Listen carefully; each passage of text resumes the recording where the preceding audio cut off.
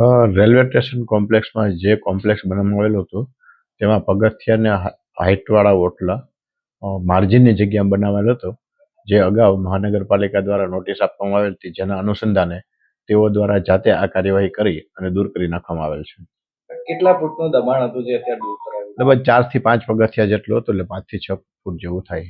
My school is one such future-ready school where I understand each and every concept taught in the class and don't rote learn, where teachers don't just use books and blackboard to teach but use new ways of teaching and learning like audiovisual learning, activity-based learning and group activities, which enhances my conceptual understanding. My school also teaches coding, which is an important 21st century skill.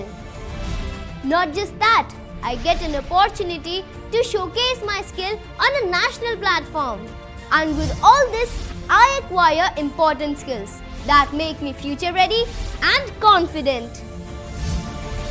Would you also like to know where is my future ready school? Visit now and see for yourself.